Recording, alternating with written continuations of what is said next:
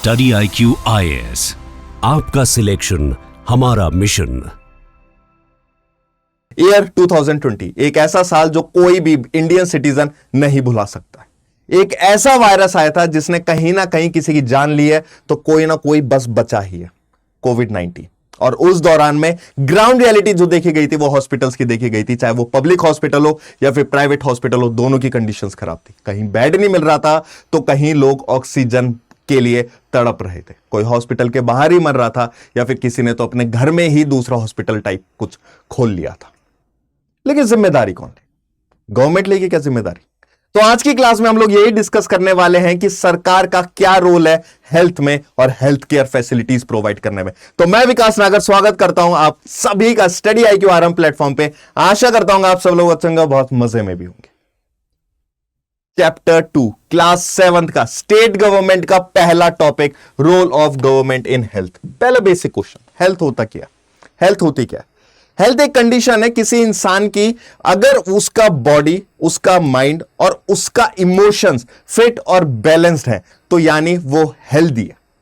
और हेल्दी जरूरी उस चीज से नहीं होता है कि ठीक है भाई मुझे कोई इंजरी नहीं हुई है, मुझे कोई बीमारी नहीं हुई है, मैं पूरी तरीके से फिट हूं। सिर्फ इंजरीज पे नहीं होती, सिर्फ इलनेस पे नहीं होती, वो माइंड से भी फिट होना चाहिए, वो इमोशनली भी फिट होना चाहिए। लेकिन कौन इमोशनली फिट होगा? हेल्दी पर्सन कौन होगा? सिर्फ उसके बॉडी में जिस तरीके से वो डाइट ले रहा है वही फैक्टर्स रोल प्ले करेंगे? तो नहीं, एक्सटर्नल फैक्टर्स भी रोल प्ले करते हैं कहीं ना कहीं। खराब पानी पी लिया आपने या फिर एनवायरमेंट में बहुत पॉल्यूशन है तो आपकी हेल्थ कंडीशंस खराब हो सकती है। लेकिन कहीं ना कहीं अगर जो इंसान पॉल्यूशन फ्री एनवायरनमेंट में रह रहा है और फिर साफ पानी पी रहा है, उसकी हेल्थ कंडीशंस काफी बेहतर होगी उस पर्सन से जो पॉल्यूशन फ्री एनवायरनमेंट में नहीं रह पा रहा है और जिसको अच्छा पानी पीने के लिए नहीं मिल रहा है, क्लीन वाटर नहीं मिल रहा है। एक बारी के लिए हम लोग हेल्थ केयर देख लेते हैं कि इंडिया का हेल्थ केयर कैसा है, कितने कॉलेजेस हैं, कितने हॉस्पिटल्स हैं, कब कौन से साल में कितने हॉस्पिटल्स बड़े हैं और किस लेवल पे बड़े हैं, क्या पॉजिटिव इंपैक्ट है और क्या नेगेटिव इंपैक्ट है, इसका एक बारी के लिए हम लोग कंपैरिजन कर लेते हैं। India is the largest number of medical colleges in the world. Maximum medical colleges जो हैं, मतलब कि लार्जेस्ट मेडिकल कॉलेजेस जो हैं पूरे वर्ल्ड में, वो इंडिया में, क्योंकि पॉपुलेशन इतनी ज्यादा है कि ज्यादा हॉस्पिटल्स बनाने पड़ रहे हैं, बेड्स नहीं मिल पा रहे हैं, पब्लिक हॉस्पिटल्स की कंडीशंस डिटोरेटिंग रेट पर है। लेकिन प्राइवेट में चले जाओ, फिर प्राइवेट में जाने के लिए पैसा नहीं है, उन सब के लिए बात करेंगे अभी। ठीक है, is among the largest producer of doctors. Approximately हर साल 15,000 डॉक्टर्स क्वालिफाई होते हैं, हर साल 15,000 डॉक्टर्स क्वालिफाई होते हैं। हेल्थ केयर फैसिलिटीज जो ग्रो हुई है वो बहुत सब्सटेंशियली ग्रो हुई है। 1950 पर अगर हम लोग बात करेंगे तो 2000 प्लस हॉस्पिटल्स थे, वहीं 1991 में 11,000 प्लस हॉस्पिटल्स थे और फिर 2000 के बाद यह नंबर धीरे धीरे बढ़ता रहा और आज भी यह नंबर धीरे धीरे बढ़ ही रहा है। और जो नंबर 2000 के बाद बढ़ा था वो 18,000 प्लस हॉस्पिटल्स बाद में देखे गए थे। India gets a large number of medical tourist from many countries, कि जो दूसरे देश से आते हैं भारत में ट्रीटमेंट लेने के लिए, वो भी पॉपुलेशन काफी हद तक देखी गई है जो भारत विजिट करी है, सिर्फ और सिर्फ मेडिकल फैसिलिटीज उनको मिल पाए। वो ट्रीटमेंट के लिए आते हैं in some of the hospitals in India that compare with the best in the world. India जो है 4th लार्जेस्ट प्रोड्यूसर है मेडिसिन का इस पूरे वर्ल्ड में and also the largest exporter of medicine. लेकिन अगर पॉजिटिव साइड ये है कि ठीक है सर, हम लोग हेल्थ केयर में तो अच्छा परफॉर्म कर रहे हैं, लेकिन एक बार के लिए हम लोग नेगेटिव भी देख लेते हैं। Most doctors settle in urban areas. Cities में आपने ऑब्वियसली देखा होगा जो क्लिनिक्स है या फिर हॉस्पिटल्स हैं, प्राइवेट हॉस्पिटल्स हैं, वेल मेंटेन्ड हॉस्पिटल्स हैं, वो सारे सिटीज में देखने के लिए मिलते हैं। लेकिन गांव में क्या है, एक छोटा सा क्लिनिक, एक छोटा सा आंगनवाड़ी में कोई हेल्थ केयर फैसिलिटी देकर चला गया है, एक झोला छाप बाबा तो ये नेगेटिव साइड है कि ज्यादातर जो प्रोफेशनल, जो वेल क्वालिफाइड डॉक्टर्स देखे जाते हैं वो अर्बन एरियाज में देखे जाते हैं। पीपल जो लोग रूरल एरियाज में रह रहे हैं उनको काफी लंबा ट्रेवल करना पड़ता है अगर उनको अच्छा इलाज चाहिए, तो लंबा ट्रेवल यानी कि गांव से सिटी तक का distance. Number of doctors with respect to the population is much less in rural areas. Obviously about 5 lakh people die from 5 lakh लोग मर जाते हैं ट्यूबरक्लोसिस से हर साल। ये नंबर ऑलमोस्ट अनचेंज है, ये नंबर ऑलमोस्ट अनचेंज है कि ये नंबर बिल्कुल सब्सटेंशियली या तो स्टेगनेंट है या फिर इंक्रीज हो रहा है, कहीं ना कहीं डिक्लाइन में बोलूंगा तो डिक्लाइन नहीं हो रहा है। Almost 2 million cases of malaria are reported every year and this number, ये नंबर डिक्रीज ही नहीं हो रहा है। आप चाहे ट्यूबरक्लोसिस का ले लो, आप चाहे मलेरिया का ले लो, या किसी का भी ले लो। हम ठीक से क्लीन वाटर प्रोवाइड नहीं कर पा रहे लोगों को। 21% जो डिजीजेस हैं वो कम्युनिकेबल डिजीजेस हैं जो वाटर से हो रही है, जैसे डायरिया हो गया, वर्म्स हो गया, हेपेटाइटिस हो गया, ये टाइप के डिजीज हैं जो कम्युनिकेबल डिजीजेस हैं। Half of all children in India do not get adequate food to eat, और या फिर वो अंडर नरिश्ड है, खाने नहीं मिल रहा ठीक तरह से, कमजोरी आ रही है, इम्यूनिटी सिस्टम उतनी स्ट्रांग नहीं है, क्योंकि half of the population still reside in rural areas. And who are getting the better conditions, whether you call in nutrition level or whether you call in hospitals level, किसको अच्छी conditions मिल रही है? The person who is residing in urban areas, in cities area, is much more privileged than the urban area, than the rural area. लेकिन कोई नहीं, harsh truth है। Health care in India, India जो है, India के पास large number of doctors हैं, clinics हैं, hospitals हैं, कंसिडरेबल जितने भी सारे डॉक्टर्स हैं वो वेल एक्सपीरियंस्ड हैं, नॉलेजेबल हैं, और वही एक सिस्टम चला रहे हैं, पब्लिक हेल्थ केयर सिस्टम। दो टाइप के हमारे हॉस्पिटल्स देखे जाते हैं, हेल्थ सर्विसेज देखी जाती हैं, एक पब्लिक हेल्थ सर्विस और एक private health service. Public health service और प्राइवेट हेल्थ सर्विस, ये दोनों ही फोटो बहुत कुछ कह रही होंगी, और आपको कंडीशंस पता भी है। आप चाहे एम्स चले जाओ, ठीक है, आप एक तरफ एम्स चले जाओ और दूसरी तरफ आप मैक्स हॉस्पिटल चले जाओ।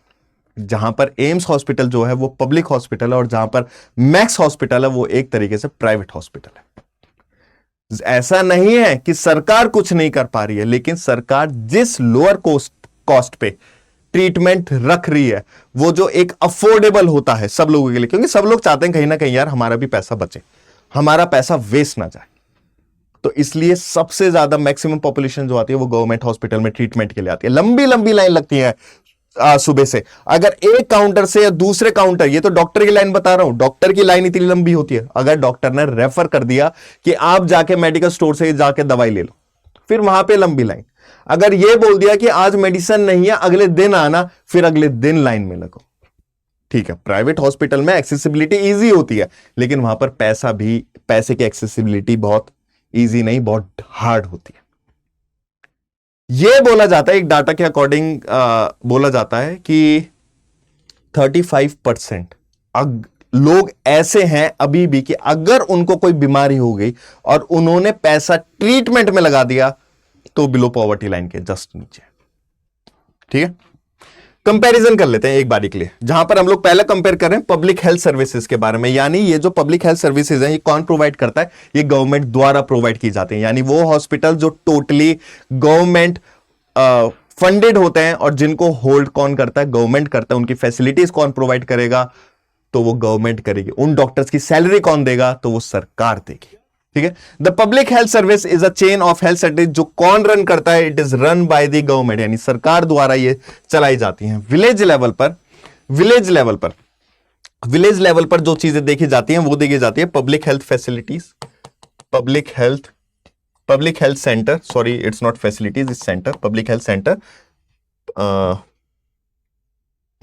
Public health centre and community health centre, ये देखा जाता है। ठीक है, ये देखा जाता है कम्युनिटी हेल्थ सेंटर। अब इनका मतलब क्या होता है? पब्लिक हेल्थ सेंटर का मतलब क्या होता है और कम्युनिटी हेल्थ सेंटर का मतलब क्या होता है? कि जहां पर पब्लिक हेल्थ सेंटर में, याद रखना, पब्लिक हेल्थ सेंटर में यह देखा जाता है कि कैसे हम रूरल एरियाज में जो पॉपुलेशन रिसाइड कर रही है उनको हम कैसे बेटर मेडिकल फैसिलिटीज प्रोवाइड कर सकें, कैसे उनका हम लोग ट्रीटमेंट कर सकें, कैसे उनको अफोर्डेबल फीस पर उनको ट्रीटमेंट प्रोवाइड कर सकें। कौन देखता है? ये पब्लिक हेल्थ सेंटर्स ये देखते हैं। ये छोटे छोटे गांव में स्टैब्लिश किए जाते हैं और उनकी फीस वगैरह जो रहता है और ये स्टैब्लिश करने की जो ड्यूटी रहती है वो कुछ स्टेट लेजिस्लेटिव असेंबली की रहती है, यानी ये समझ लो राज्य सरकार की रहती है। फंड कौन देता है? तो वो सेंटर फंड देता है, और कभी कभार जो राज्य सरकार है वो पंचायत को पैसा दे देती है कि आप वहां पे स्टैब्लिश कर लो।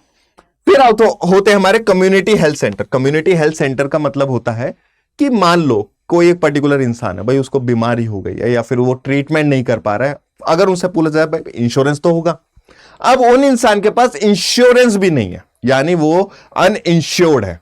तो उस केस में जो मदद करेगा वो कौन करेगा? Community health centre. ठीक है, ये जो देखने के लिए मिलते हैं, ये जो दोनों देखने के लिए मिलते हैं, ये ज्यादातर रूरल एरियाज में देखने के लिए मिलते हैं, यानी गांव में देखने के लिए मिलते हैं। वहीं पर ही सिटीज में क्या होता है? डिस्ट्रिक्ट लेवल पर, यानी सिटीज में क्या देखने को मिलते हैं? डिस्ट्रिक्ट हॉस्पिटल देखने के लिए मिलते हैं। ठीक है ना, डिस्ट्रिक्ट हॉस्पिटल देखने को मिलते हैं। Public health services meant to provide quality health care services either free or at low cost that even the poor can seek treatment. यह बताया है इसका लिटरल मीनिंग कि पब्लिक हॉस्पिटल जो रहते हैं किस पर फंक्शन करते हैं, उनका रोल प्ले क्या रहता है, उनका मेन ऑब्जेक्टिव क्या रहता है। उनका मेन ऑब्जेक्टिव ये जो रहता है, ये उनका मेन ऑब्जेक्टिव रहता है। ऑब्जेक्टिव क्या रहता है कि हर एक इंसान को, चाहे वो गरीब हो या फिर कोई भी हो, अगर उसको ट्रीटमेंट चाहिए तो उसको ट्रीटमेंट टाइम से मिले, पैसे की कोई दिक्कत नहीं आनी चाहिए। क्योंकि यहां पर जो कॉस्टिंग रहती है हेल्थ केयर फैसिलिटीज की, जो ट्रीटमेंट प्रोवाइड किया जाता है, वो बहुत लो कॉस्ट होती है कि इजीली कोई भी इंसान या फिर कोई भी गरीब इंसान वो अफोर्ड कर सकता है। ठीक है, अकॉर्डिंग टू आवर कॉन्स्टिट्यूशन, सबसे मेन चीज ये स्टार मार्क कर लेना, ये स्टार मार्क कर लेना। According to our constitution, constitution यानी संविधान, हम लोग कल की क्लास में हमने वैसे कौन सा आर्टिकल पढ़ा था, तो एक बार मैं आपको रिमाइंड करवा लेता हूं। जहां पर हमने जो आर्टिकल पढ़ा था वो आर्टिकल 14 और आर्टिकल 15 हमने पढ़ा था। आर्टिकल 14 और आर्टिकल 15 क्या होता है, जल्दी से मुझे कमेंट में बताना, कमेंट में मुझे बताना। ठीक है, अब ये क्या है कि जहां पर एक सरकार की संविधान के अनुसार यानी according to the constitution, primary duty किसकी? सरकार की प्राइमरी ड्यूटी होती है टू एंश्योर द वेलफेयर यानी कल्याण का of the people and provide health care facilities, यानी सरकार की जिम्मेदारी है कि वो इंसान को टाइमली हेल्थ फैसिलिटीज दे सके। ये संविधान में मेंशन है, तो सर आर्टिकल भी जरूर होगा। ये जो आर्टिकल आता है, ये जो मैंने आपको बताया है, ये जो मैंने आपको बताया ना, ये वाला, ये पर्टिकुलर पोर्शन, ये कौन से उसमें आता है, ये कौन से आर्टिकल में आता है? ये आर्टिकल 47 में आता है। आर्टिकल 47 जो आपने दे रखा है, ठीक है ना, कल मैंने आपको क्या पढ़ाया था कि 12 से 35 जो आता है वो फंडामेंटल राइट्स आते हैं, यानी मौलिक अधिकार आते हैं 12 से लेकर 35 आर्टिकल में। कल की ही क्लास में मैंने आपको करवाया था। और उसके बाद हमारा जो आता है वो आता है हमारे पार्ट 4। पार्ट 4 क्या है हमारा? पार्ट 4 हमारा क्या आता है? डीपीएसपी। सर वाह, डीएसपी बोलते थे सर, इससे अच्छा तो directive principle of state policies, यानी जिम्मेदारी जो बनती है, सरकार की जिम्मेदारी बनती है, अगर वो सरकार कोई भी पॉलिसी ला रही है तो उन पर्टिकुलर चीजों का ध्यान रखे। अगर वो वेलफेयर सोसाइटी क्रिएट करना चाह रही है और एक इंपैक्ट क्रिएट करना चाह रही है, तो वो जो सारी चीजें कॉन्स्टिट्यूशन में लिखी हुई है वो सारी चीजें फॉलो करे और वो आगे प्रोसीड करे, जिस तरीके से लोगों का वेलफेयर हो सके, सोसाइटी का वेलफेयर हो सके। अब वो चीजें क्या है, लेकिन मैं आपको पूरा डीपीएसपी नहीं पढ़ाऊंगा, लेकिन टीपीएसपी का एक जो आर्टिकल है 47 की, सरकार की ड्यूटी बनती है कि लोगों को अच्छी हेल्थ फैसिलिटीज प्रोवाइड की जा सकें और उनको फैसिलिटीज मिल सकें जिससे कि उनका वेलफेयर हो सके, यानी चाहे वो सोसाइटी का हो चाहे वो किसी इंसान को। चलो एक चीज और बता देता हूं छोटी सी, एनवायरमेंट के प्रति, एनवायरमेंट मॉन्यूमेंट हमारे हो गए, या फिर हर एक इंसान को इक्वल सैलरी मिलनी चाहिए अगर वो सेम काम कर रहे हैं, doesn't care if he is a man or if she is a woman. ये जितनी भी सारी चीजें हैं ना, इंसान को अच्छा न्यूट्रिशन मिलना चाहिए, अच्छी लाइफ होनी चाहिए, ये सारी पॉलिसीज के अंदर सरकार को डालनी चाहिए। और वो दे रखा है directive principle of state policy. Directive principle of state policy में जो पार्ट 4 में आती है, और पार्ट 4 में जो आर्टिकल 47 है वो बात करता है हेल्थ फैसिलिटीज की, जिसके बारे में हम लोग आज बात कर रहे हैं। धीरे धीरे ऐसे ही आगे क्लासेस में और भी आर्टिकल्स हम लोग करते जाएंगे, जैसे कि हमने 14-15 आर्टिकल पढ़ा था, उसके बारे में हमने पूरा का पूरा बहुत पहले से हम लोग चलते आ रहे थे, डिस्क्रिमिनेशन, डाइवर्सिटी, जहां हमने कंप्लीट करा था। फिर उसके बाद मैंने आपको बीच में पंचायत भी बताया था। तो हर एक सेगमेंट छोटे हम पढ़ेंगे ना, और वो जब सब आके जुड़ जाएंगे तब आपको लगेगा वाह सर ग्रेट। ठीक है, तो यह आता है हमारा article 47 of the DPSP. Private health facilities देख लेते हैं। प्राइवेट हेल्थ फैसिलिटीज ऑब्वियसली अच्छा कैबिन होगा, बड़ा टीवी होगा, एसी चल रहे होंगे, आपको कोई भी बीमारी हो उसका इलाज आपको तुरंत मिल जाएगा, लाइन में लगने की कोई जरूरत नहीं होती, चाहे वो डॉक्टर के पास ही क्यों ना जाना हो या फिर मेडिकल स्टोर पे ही क्यों ना जाना पड़े। चाहे कितना महंगा ट्रीटमेंट हो, लेकिन वहां पे चाहिए रहता है पैसा। जो पब्लिक हॉस्पिटल्स में थोड़ा सा लो कॉस्टिंग होता है, इसलिए वहां पे भीड़ ज्यादा होती है, भीड़ ज्यादा होती है, इसलिए वो प्रॉपर फैसिलिटीज जो मिलनी चाहिए, मेडिकल फैसिलिटीज जो मिलनी चाहिए सरकारी हॉस्पिटल में, वो नहीं मिल पाती है। प्राइवेट हॉस्पिटल में large number of doctors run their own private clinics. आपने देखा होगा प्राइवेट क्लिनिक्स रहते हैं, हजार रुपए, 2,000 रुपए, 4,000 रुपए अपनी फीस रखते हैं। लेकिन क्या करें, पैसा का खेल बाबू भैया, पैसा का खेल। ठीक है, rural areas one find registered medical practitioner. तो कृपया करके इस चीज का जरूर ध्यान रखना कि कहीं आप फंस जाएं। 4,000 रुपए तो आप दे रहे हो सोच के कि क्या फैसिलिटी हमको प्रोवाइड करेगा, लेकिन उसके पास वो पर्टिकुलर लाइसेंस होना चाहिए, वो पर्टिकुलर रजिस्टर्ड होना चाहिए एज अ मेडिकल प्रैक्टिशनर। ठीक है, अर्बन एरियाज यानी जो सिटीज रहती हैं वहां पर सबसे ज्यादा डॉक्टर्स होते हैं। ठीक है, सबसे ज्यादा डॉक्टर्स होते हैं। Private health facilities are not on control. ये जो प्राइवेट हॉस्पिटल, ऑब्वियसली अगर प्राइवेट है तो कोई ना कोई या तो कंपनी ओन कर रही होगी या फिर कोई करोड़पति ओन कर रहा होगा, ये सरकार के हाथ में नहीं होता है। ठीक है, it is not owned or controlled by the state government. The patients have to pay a lot of money for every services they use, every services। Reception पे एंट्री लेते ही 500 रुपए, डॉक्टर की फीस अलग है, अगर उसने एडमिट कर दिया उसकी फीस अलग है। सर आपको बेड जो मिला है वो नॉर्मल बेड नहीं है, वो एक्सक्लूसिव बेड है, उसकी फीस अलग है। आपने सांस भी ली ना, उसकी फीस भी अलग है। लेकिन मैं मजाक कर रहा हूं, ठीक है ना, ऐसे नहीं कि सांस ही नहीं लेने दे रहे सर फिर हॉस्पिटल क्यों गए। चलो ठीक है, अब हम थोड़ा सा कंपेयर कर लेते हैं इक्वालिटी एंड हेल्थ केयर को। Is adequate health care available to all? Question mark. अगर ये क्वेश्चन मार्क किसी के पीछे लग जाता है ना, फिर कहीं ना कहीं आपके माइंड में क्वेश्चन आना चाहिए, sir it is questioning in equality. Starting से यही देखते आ रहे हैं हम लोग, कहां मिल रही है हेल्थ केयर में इक्वालिटी? एक इंसान जहां लाइन में लगा हुआ है, वहीं दूसरा इंसान बेड में प्रॉपर ट्रीटमेंट ले रहा है just because he has a money, he has a lot of money. नहीं ना,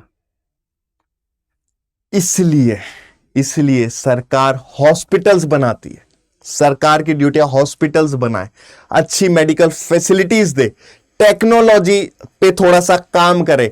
इसलिए वो पर्टिकुलर आर्टिकल दे रखा था कि सरकार की ड्यूटी बनती है कि प्रॉपर हेल्थ फैसिलिटीज प्रोवाइड कर सके, जो है वो पुअर सेक्शन हो या फिर वैसे कर दिए तो पूरे सिटीजन्स के लिए ही है। लेकिन कहीं ना कहीं एक पर्टिकुलर ऑफ टाइप चीज, जैसे होता है ना डिस्काउंट टाइप, कुछ एक अंडर प्रिविलेज जो लोग रहते हैं उनके लिए दिया जाता है सरकार द्वारा। जो वो स्कीम्स होती हैं, वो जो गांव में रहते हैं, वो जो मैंने आपको बताया था ना, facilities, public health facility, public health community, और फिर उसके बाद कम्युनिटी हेल्थ फैसिलिटीज, जो मैंने अभी आपको बताया था, वो सारी चीजें सरकार की ड्यूटी होती है। इसलिए वो आर्टिकल में लिखा हुआ है।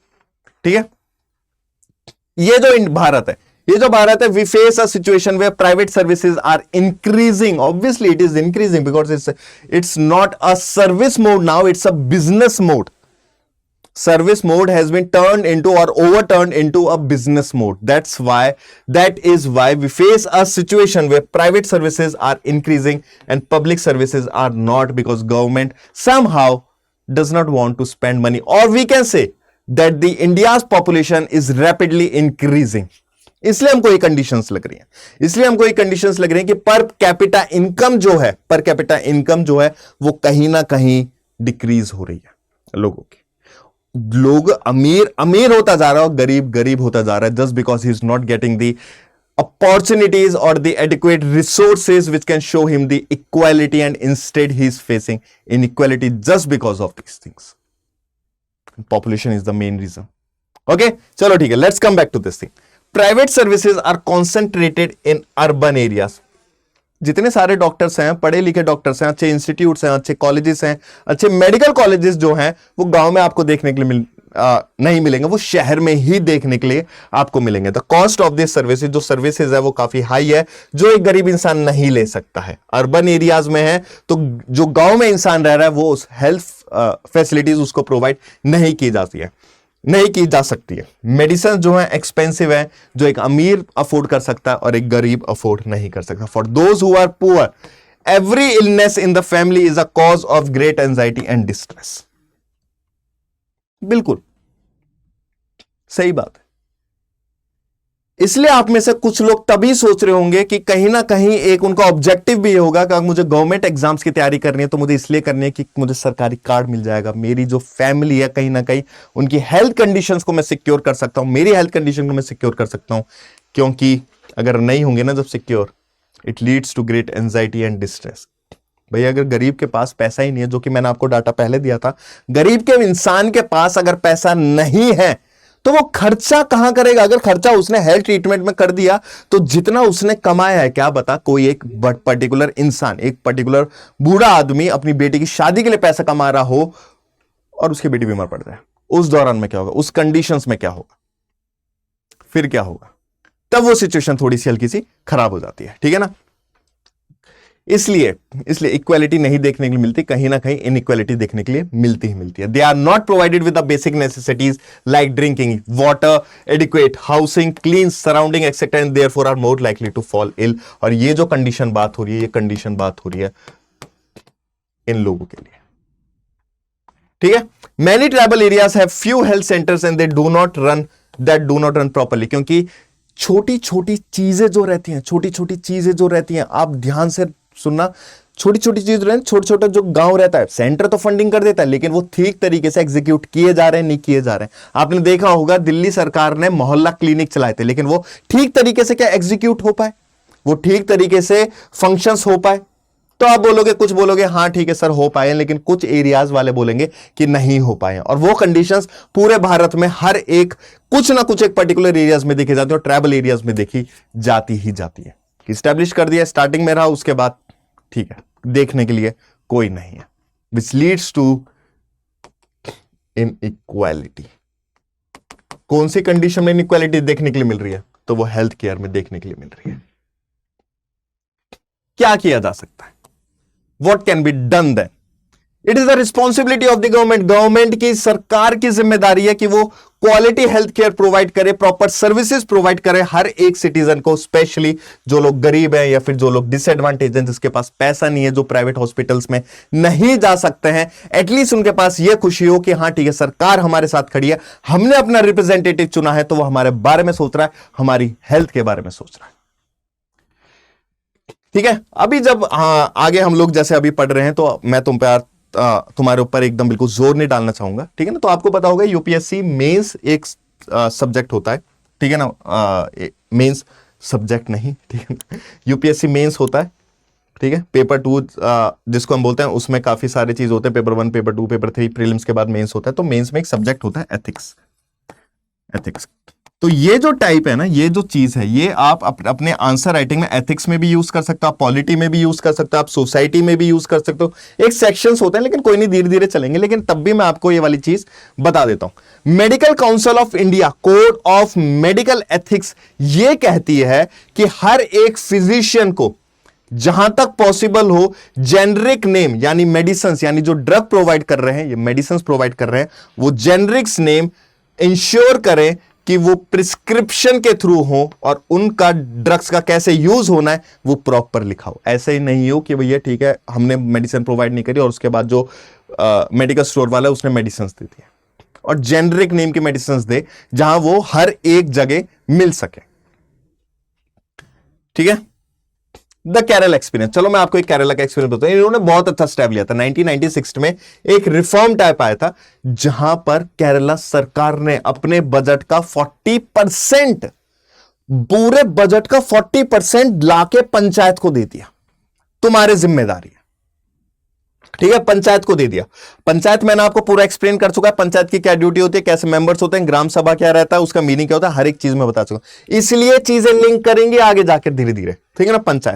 पंचायत का यह पर्पस था कि वो एक तरीके से प्लान बनाए जो प्रॉपरली एग्जीक्यूट हो सके, जिससे कि जो लोकल लोग हैं, लोकल नीड्स हैं, वो फुलफिल कर सके, ठीक है? वो फुलफिल कर सके। अगर उनको प्रॉपरली साफ पानी पीने के लिए मिल जाए तो उनकी हेल्थ कंडीशन ठीक हो जाएगी, तो ठीक है बजट आ गया है, आप साफ पानी दे दो, पॉल्यूशन फ्री एनवायरनमेंट दे दो, जगह जहां पर कूड़ा वगैरह पड़ा है उसको साफ करवा दो, आप वहां पर छोटे छोटे डॉक्टर, मतलब कि डॉक्टर्स को बुलाओ, वहां पे क्लिनिक्स खुलवाओ, ठीक है? उसके बाद ठीक है ना, ये केरला का एक एक्सपीरियंस था। Kerala government made some major changes in 1996, जहां पे 40% बजट जो है उन्होंने पंचायत को दे दिया था। पॉसिबल रहा था विलेज के पास, जहां पर प्रॉपर प्लानिंग की गई थी पंचायत द्वारा, जिससे कि साफ पानी मिल सके, साफ अच्छा खाना मिल सके, वुमेन्स की डेवलपमेंट हो सके और एजुकेशन भी उनको अच्छी मिल सके। पॉजिटिव आउटकम ये था कि प्रॉपर प्लानिंग हुई थी, ठीक है ना, वाटर सप्लाई स्कीम्स इंप्लीमेंट की गई थी, स्कूल और आंगनवाड़ी जो थे वो प्रॉपर्ली फंक्शन किए जा रहे थे, स्पेसिफिक विलेजेस के जो इश्यूज थे, जहां पर हर एक गांव वाला का अगर कोई इशू लेकर आ रहा है तो वो प्रॉपर्ली टैकल किया जा रहा है, क्योंकि पैसा जब होता है ना तो हर एक चीज का सॉल्यूशन निकल ही जाता है। हेल्थ सेंटर्स जो थे वो इंप्रूव हो गए थे, helping raise the overall quality of life जो केरला के लोगों की थी वो इंप्रूव हो रही थी, क्योंकि हेल्थ सेंटर्स इंप्रूव हो गए थे, उनकी कंडीशंस इंप्रूव हो गई थी, बेड्स हो गए, फैसिलिटीज हो गए, वो सारी प्रोवाइड की जा रही थी। प्रॉब्लम्स लेकिन क्या थी, अगर हॉस्पिटल्स अच्छे हो रहे थे तो लोग भी जा रहे थे, क्योंकि लो कॉस्टिंग थी, लो कॉस्ट पे चीजें मिल रही थी। लेकिन मेडिसिन क्या सब लोगों को मिल रही थी? तो नहीं मिल पा रही थी। बेड्स क्या सबको मिल पा रहे थे? तो नहीं मिल पा रहे थे। इतनी क्या डॉक्टर्स की स्ट्रेंथ थी तो वो कहीं ना कहीं थी। आपको पता है अगर पॉजिटिव इंपैक्ट है तो कहीं ना कहीं नेगेटिव इंपैक्ट भी जरूर होगा। कोस्टा रिका का एक सुन लो, कोस्टा रिका जो ये हमारा लास्ट होने वाला है, कोस्टा रिका अप्रोच। इसके की पॉइंट्स देख लेते हैं। Costa Rica is among the healthiest countries in south America. Healthiest country in the south America, तो सर कोई ना कोई तो कंडीशन जरूर हुई होगी। ये अपना बजट आर्मी में स्पेंड ही नहीं करते हैं, कोई आर्मी नहीं, कोई भी आर्मी नहीं, आर्मी की तरफ एक पैसा खर्च नहीं होता। पैसा कहां खर्च होगा? तो पैसा खर्च होगा हेल्थ में, एजुकेशन में, बेसिक नीड्स जैसे हाउसिंग हो गया, न्यूट्रिशन हो गया, इन सब चीजों पर पब्लिक हेल्थ पे फोकस किया जाता है, जिससे कि डेवलपमेंट का फाउंडेशन जो है वो स्ट्रांग हो सके। गवर्नमेंट जो प्रोवाइड करती है साफ पानी, proper sanitation, nutrition, food, housing, health care, education is a core part of school curriculum. Healthy रहेंगे तो भाई किस चीज की जरूरत रहेगी? ठीक है, हेल्दी पॉपुलेशन होना बहुत ज्यादा जरूरी रहता है अगर आपको एक नेशन प्रॉपर्ली डेवलप्ड चाहिए, जहां पर इंसान उसकी जो प्रोडक्टिविटी है वो इंक्रीज हो पाएगी, वो ज्यादा बहुत सारी चीजें वो मैक्सिमम आउटपुट अपना नेशन को दे सकेगा, चाहे वो इकोनॉमिक डेवलपमेंट में हो या फिर कुछ ना कुछ प्रॉपर्ली टैक्सेस में हो, वो काम अच्छे से करेगा, हर एक चीज जो रहेगा वो प्रॉपर्ली फंक्शन कर पाएगा। ठीक है, ये क्वेश्चन है, ये आपको कमेंट सेक्शन में बताना है। ये जो क्वेश्चन है आपको कमेंट सेक्शन में बताना है। ठीक है, कमेंट सेक्शन में बताना है। क्वेश्चन ये है, India's health care services are dominated by the public health care services. Second है, health is in the state list of the Indian constitution. Indian public health standards are standards prescribed for both public and private hospitals in India। इसमें से कौन सी statement सही है? Only one, only two, all three या फिर none. और जो बच्चे कमेंट सेक्शन में आंसर दे रहे हैं मैं उनका कमेंट सेक्शन में ही रिप्लाई कर रहा हूं। और ये वाला जो था ये लास्ट टॉपिक था हमारा। ठीक है, तो आप जो भी सारी चीजें इसका जो आंसर होगा प्लीज कमेंट सेक्शन में करना, मैं वहां पर रिप्लाई दे दूंगा। नहीं तो इसका सॉल्यूशन मैं पक्का कल की क्लास में दूंगा ही दूंगा और लाऊंगा ही लाऊंगा। ठीक है ना, हर एक चीज को हम लोग खोल के रख देंगे। तो आज की क्लास यहीं तक ही रहती है, मिलेंगे कल सेम एनर्जी के साथ, सेम मुस्कुराहट के साथ। एनसीईआरटी सीरीज हमारी चल रही है और ये पूरी हम लोग कंप्लीट करेंगे, यानी यूपीएससी सीएसए 2028 का फाउंडेशन, नींव स्ट्रॉन्ग। मिलेंगे अगली क्लास में। Till then take care, bye bye and see you soon. Study IQ IAS, आपका सिलेक्शन हमारा मिशन।